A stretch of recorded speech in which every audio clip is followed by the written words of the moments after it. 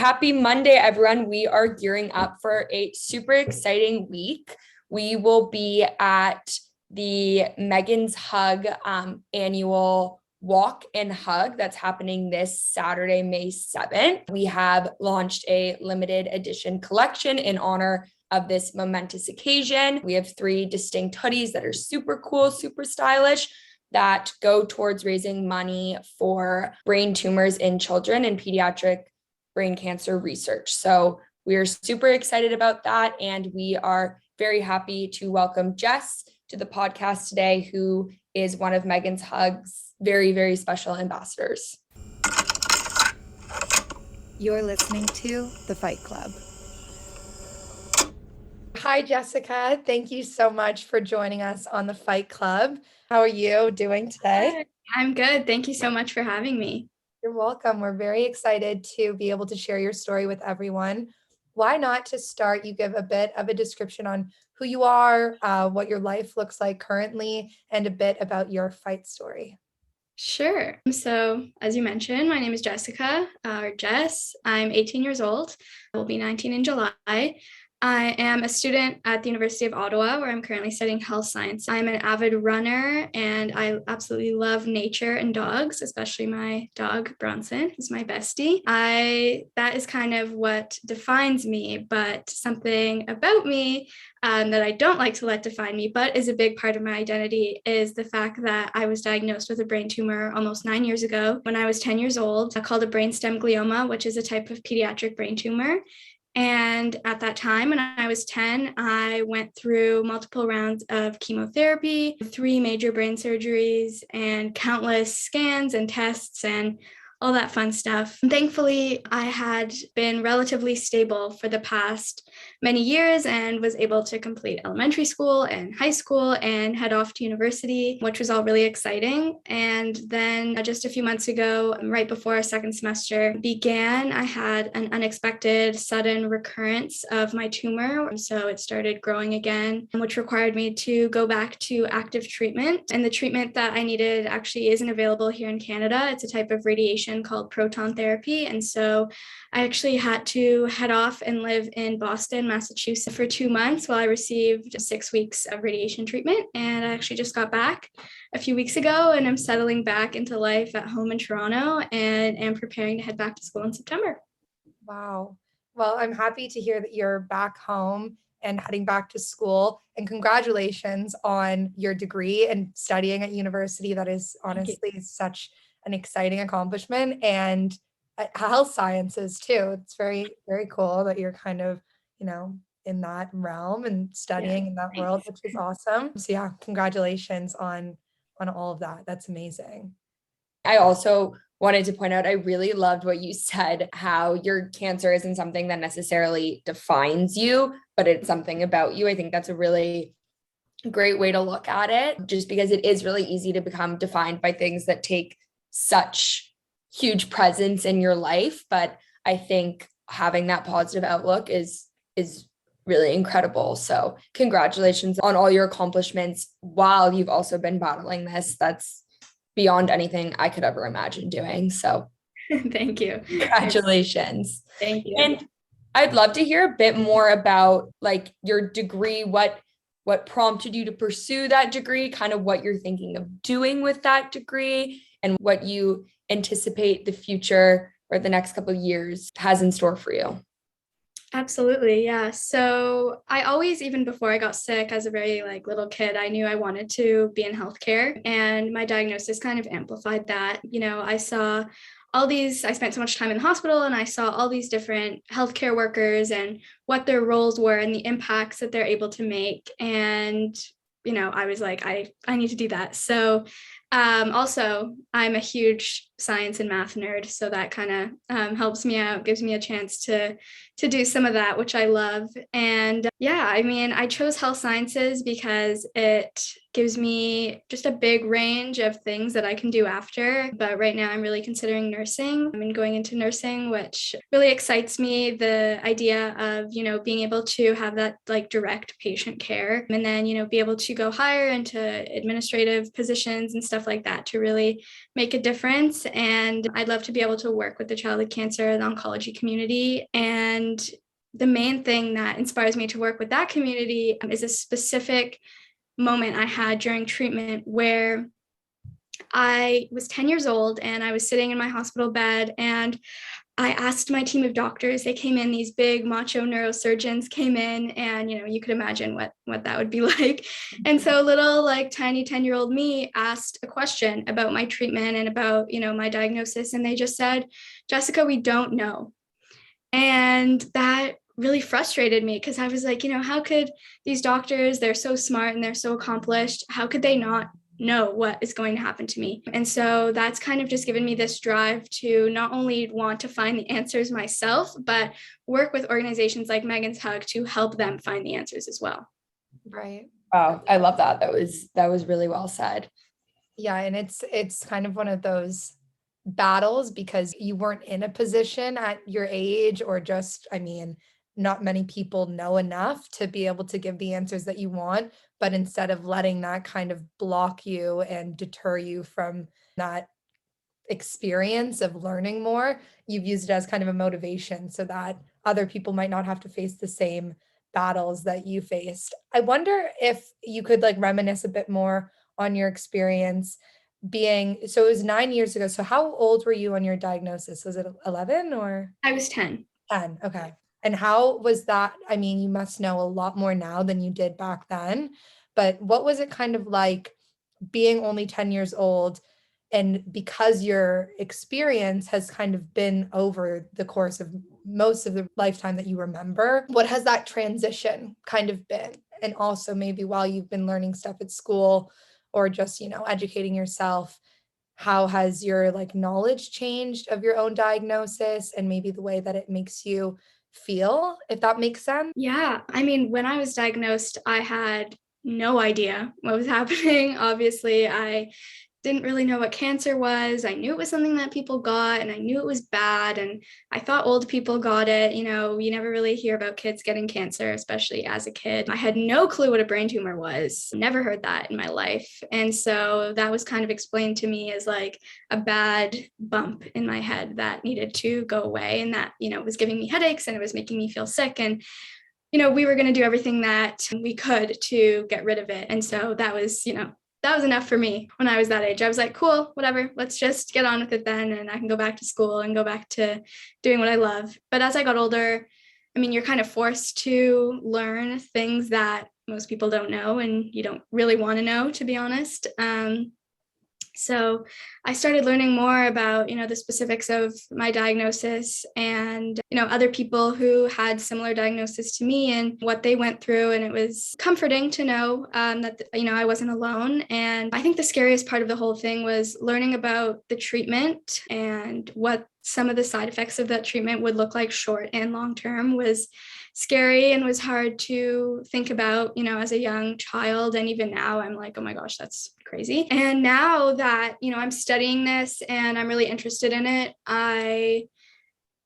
I find it almost empowering, if that makes sense, in a weird way, to have that knowledge that I didn't have when I was first diagnosed. And so now I feel like I'm really able to be the decision maker in my own care. It's not just my parents anymore. It's not just my doctors. It's me. It's what I think is going to be the best and what's going to be the best for me now and for me in the future. And so that knowledge has, just really been completely empowering and has made me feel a little bit more in control of a situation that's so entirely out of my control.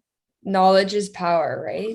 100%, yes. And also, I think it's really interesting to looking at your journey because you are someone who's dealt with this from childhood through your teenage years, which is also really interesting to see that shift in perspective, right? Like being so naive and young as a 10-year-old, all of a sudden really learning about the brutality of this illness and like how it really does impact you and what the side effects of the treatment, and really having a good grasp on that. It's really hard also as you get older, but I think you've done a great job of it, and you've really taken your pain and transformed it into some type of purpose, which will ultimately be studying medicine and going into that, which is amazing. So congratulations to you.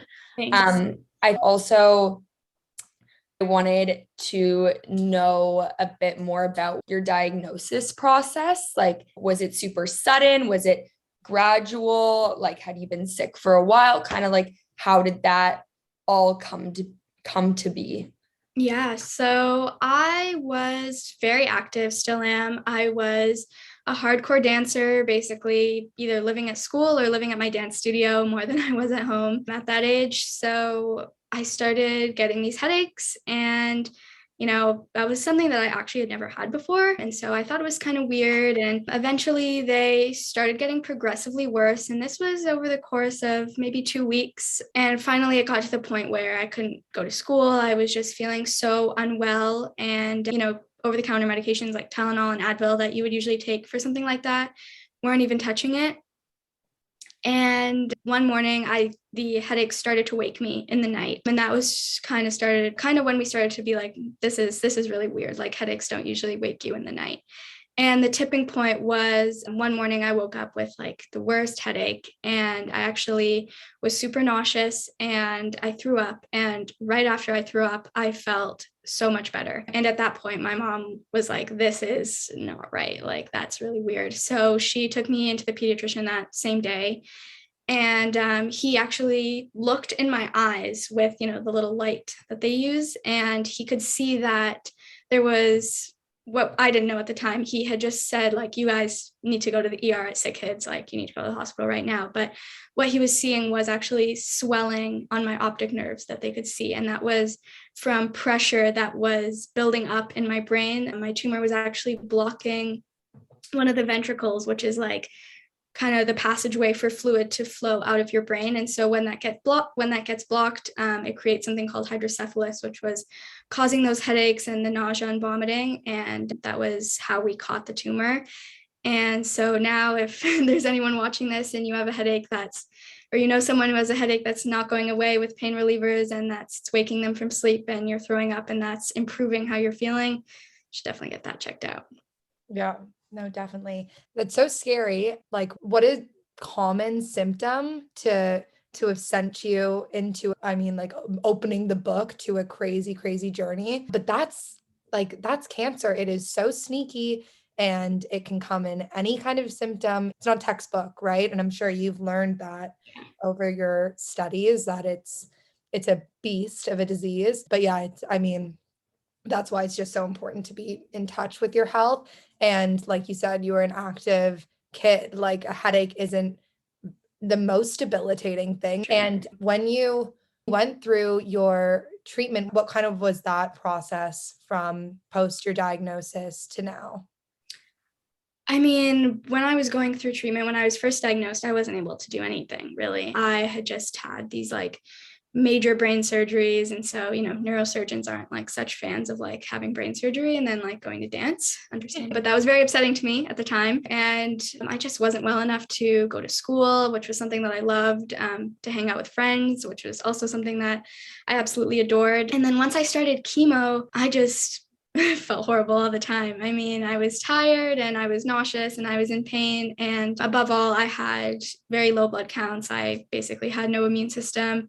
And so going out was a risk. Anytime you're on chemo and you have a central line, any fever above a certain degree, even if it's actually just a cold, will land you in the ER, getting blood cultures taken and this whole mess, and can land you inpatient for a few days. And so going anywhere was just really a risk. And so I really feel like I missed out on a lot during that time. I missed out on school. I missed out on being with friends, missed out, just like things like going to birthday parties as a kid. Like, I feel like I missed out on that. And going to dance, which was, my favorite thing ever, and seeing the people that I used to dance with go and, continue on and like get better with their skills. And I was really difficult. And so when I was able to get back to that eventually, that was like the biggest gift ever, I think.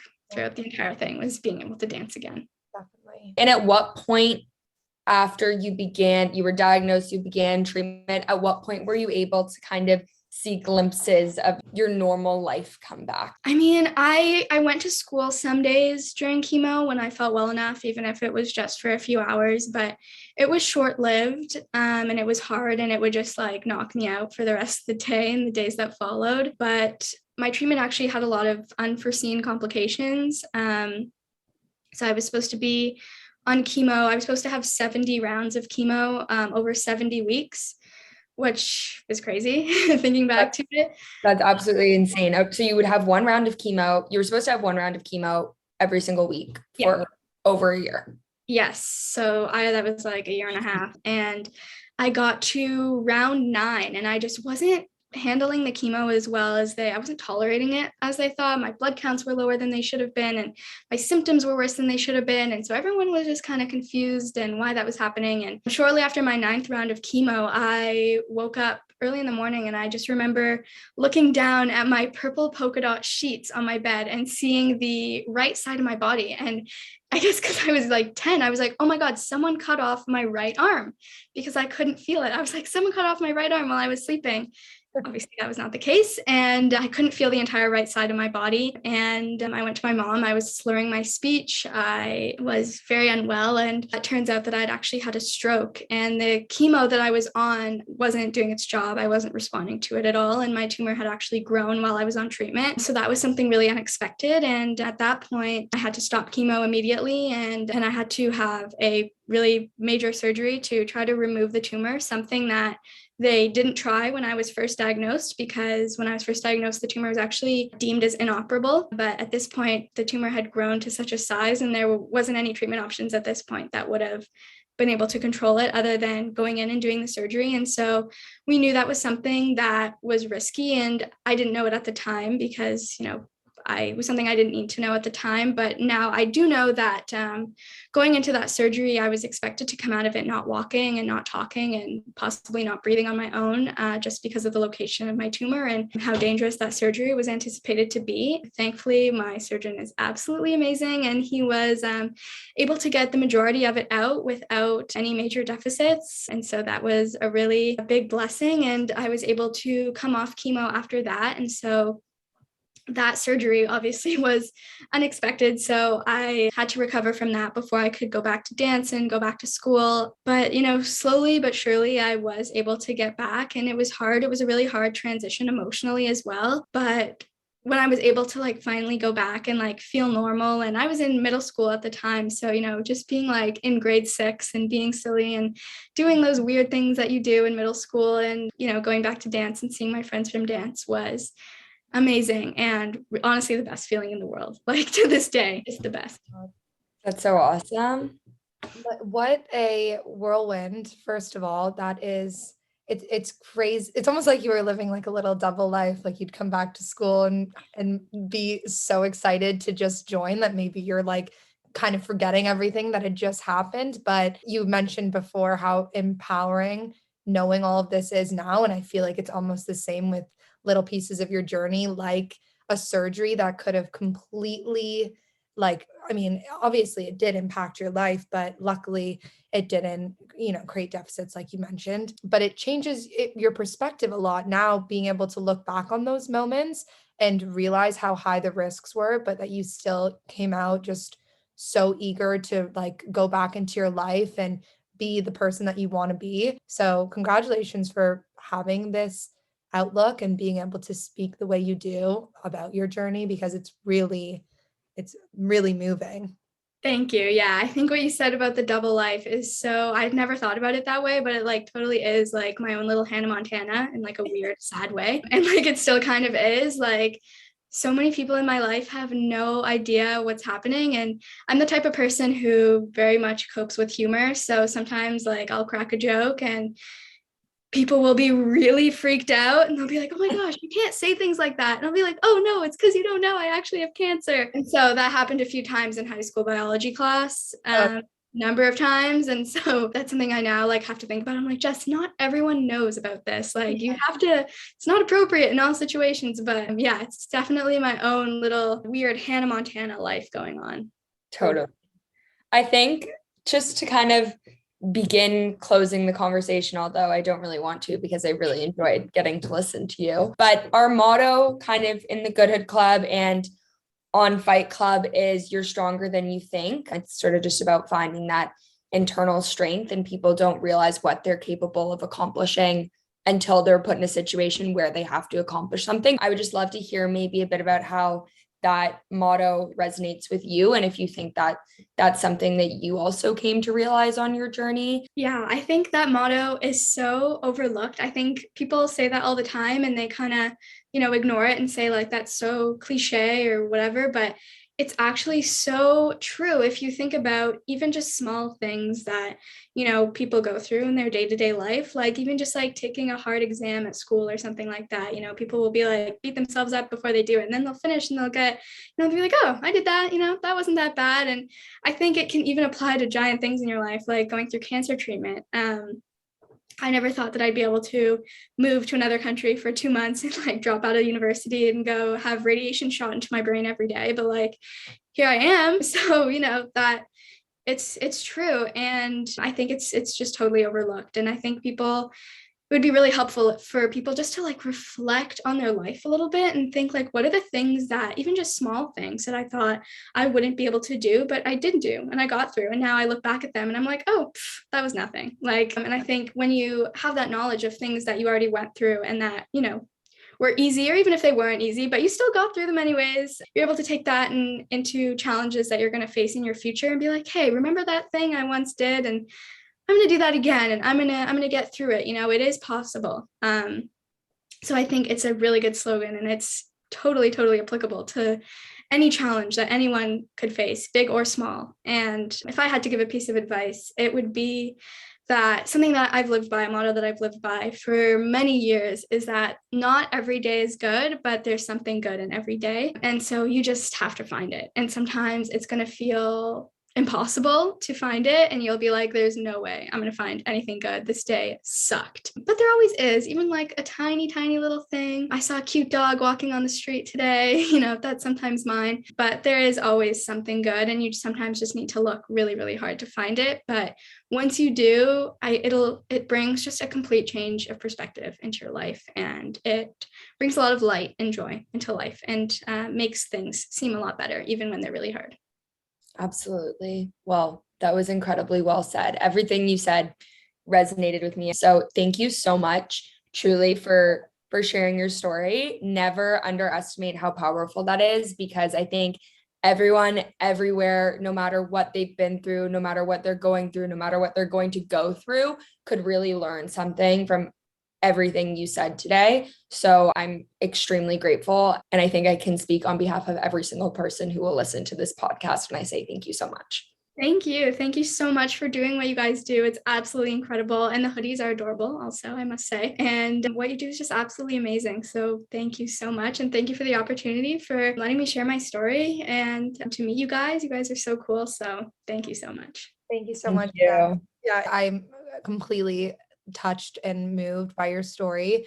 You are so incredible, and I'm so glad we had the opportunity to showcase who you are as a person, and how you mentioned like there's always one good thing in every day. I feel like there's always one good thing that comes out of a certain situation, and you and your knowledge, and now the fact that it's going to be able to be applied to your career, I just know you are going to change so many people's lives, and you have so much to share. So I hope that you continue sharing your story with people and being this bright light, because you have so much to give. And thank you very, very much for allowing us to use our platform to help you get your message out and your story out. You are very empowering. Thank you so much for joining us. Thank you.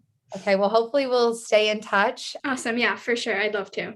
Awesome. Okay, well, have a good one. So much. You too. Thank you. Bye. Bye.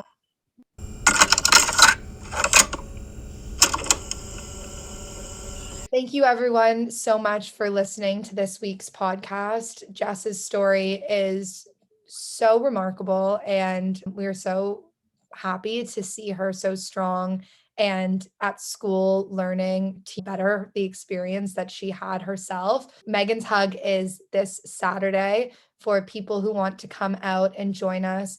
Essentially, everybody will get together and go for a 5K walk and end in a hug around sick kids. It's going to be really special. So if you do have time, come out and help support an incredible cause. There will be Good Hood hats for sale at the event. So come out, bring your friends, and join all of the incredible people who are a part of this community in supporting such an important cause. So hopefully you guys can all come out. Thank you for listening to The Fight Club. We will have a bonus episode this week for another Megan's Hug ambassador. So be sure to tune in to that. Otherwise, have a great rest of your week. And remember, you are stronger than you think.